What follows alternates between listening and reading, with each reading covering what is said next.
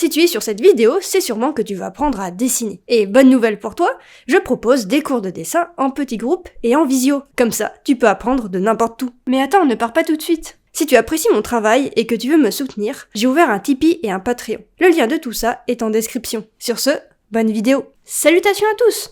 Aujourd'hui, on va parler paysage.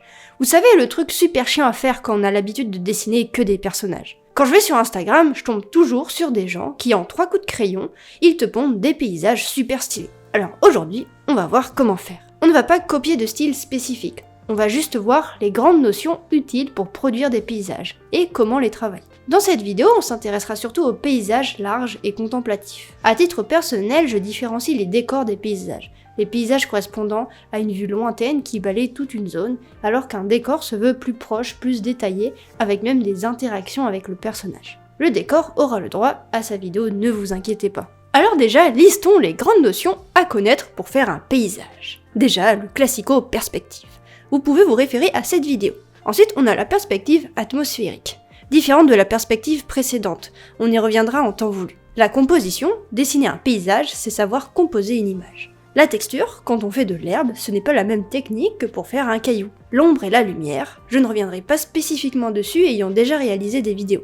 Comme vous pouvez le voir, ça en fait des choses à connaître pour dessiner des montagnes et des arbres. Tous ces aspects vont permettre de rendre votre paysage convaincant et compréhensible. Mais comme toute notion, on peut volontairement passer outre. Tout dépend de ce que vous souhaitez transmettre avec votre dessin. Ici, on va voir l'utilité de chaque notion et ensuite ce sera à vous de vous les approprier. Premièrement, la perspective. Je ne vais pas revenir sur comment faire. Par contre, comment l'utiliser dans le cadre d'un paysage. L'élément le plus important va être la ligne d'horizon.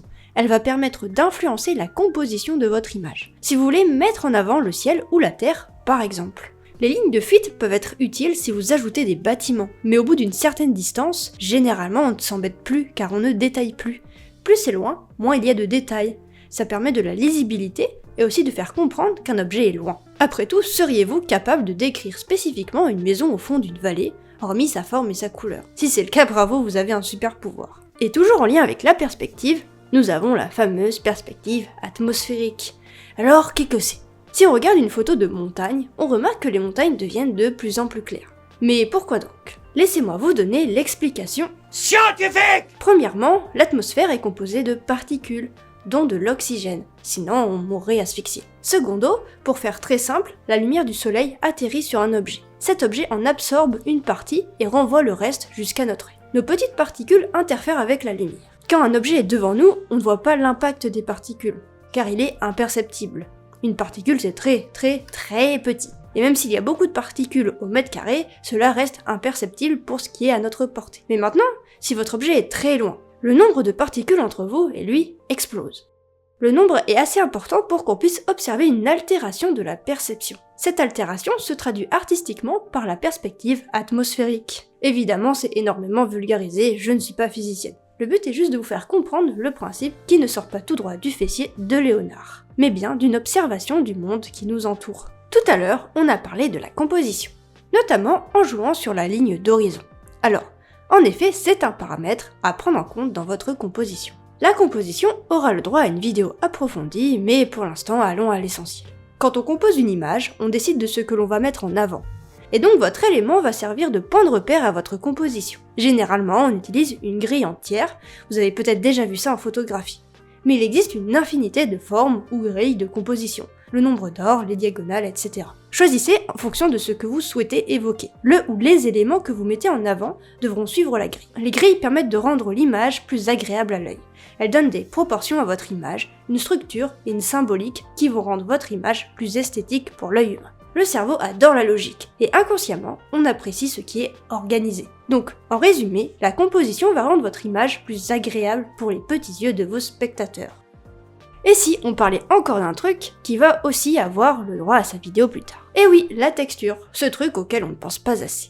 Donner de la texture à votre image, ça consiste à jouer avec la manière dont vous utilisez votre outil et la manière dont la lumière va interagir avec la surface. Prenons des cailloux, c'est poreux, il y a donc des aspérités. On va pouvoir traduire ça avec des points ou un outil avec de la dureté et de la texture. Petite pause vocabulaire. Un outil dur, ça va être un outil dont les contours sont lissés, et un outil doux va être un outil avec un contour en dégradé. Donc n'hésitez pas à changer d'outil en fonction de ce que vous dessinez. Demandez-vous si votre élément est lisse ou granuleux, s'il reflète son environnement comme l'eau ou le métal, s'il prend une direction comme l'herbe constituée de petits traits, et adaptez-vous en fonction. Il n'y a pas de technique universelle, c'est à vous de jouer avec les outils que vous avez, testez plein de trucs et vous trouverez. Et dernier point directement lié à la texture, les ombres et la lumière. Pourquoi je dis que les deux sont liés? Une technique pour texturer, c'est que la texture apparaisse à travers les ombres de l'objet.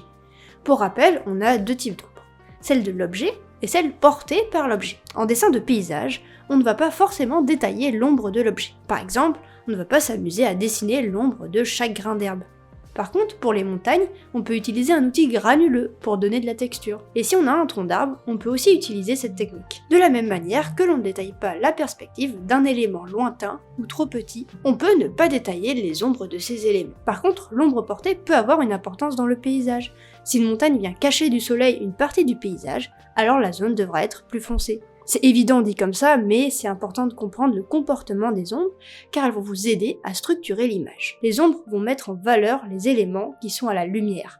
Donc, bien placer ces ombres pour qu'elles soient logiques et symboliques, est aussi un paramètre crucial pour la lisibilité de votre espace. Bon, là, je vous parle beaucoup de théorie. On va donc faire un exemple ensemble. Commençons par la composition. J'ai envie de faire un monde qui se détruit avec une petite fleur lumineuse. On va partir sur le classico-tiers. Donc ma fleur sera au premier plan et derrière j'aurai des montagnes qui se désagrègent. La ligne d'horizon sera légèrement en dessous de la fleur pour donner un effet de flottement et mettre en avant le ciel. Je vais faire en sorte que l'origine de la fissure soit sur ma grille. Ensuite, je vais placer mes niveaux de gris. Ici on ne travaillera que en bichromie, comme ça on simplifie la gestion des couleurs. On a donc vu la perspective et la composition. Maintenant les textures. Je vais mettre de l'herbe ici, et pour ça je vais juste ajouter des petits tas d'herbes. Ça évite de trop surcharger la composition en dessinant chaque grain d'herbe. Ma fleur est lumineuse, donc elle sera en aplat. Je vais juste faire des pétales plus clairs pour mieux comprendre la forme. Pour les montagnes, je décide que la lumière arrivera vers la droite, vu que c'est à la droite que se trouve la fleur. Symboliquement, la lumière vient du même côté. Je mets d'abord les ombres avec un pinceau basique pour déterminer le volume global. Puis avec un pinceau granuleux, je viens ajouter du détail. Plus qu'à ajouter quelques détails, et c'est bon, c'est dans la boîte. Vous voyez, en quelques coups de pinceau, on peut facilement faire un paysage. Bon, vous l'avez vu, on a beaucoup de liens entre les parties et beaucoup de concepts. Parce que même en compartimentant les notions, le dessin reste un domaine complexe. Quand bien même vous faites quelque chose de simple, le simple fait de savoir simplifier est un exercice difficile. Ça ne veut pas dire que c'est impossible, seulement qu'il faut du temps. Un pas après l'autre, une notion après l'autre.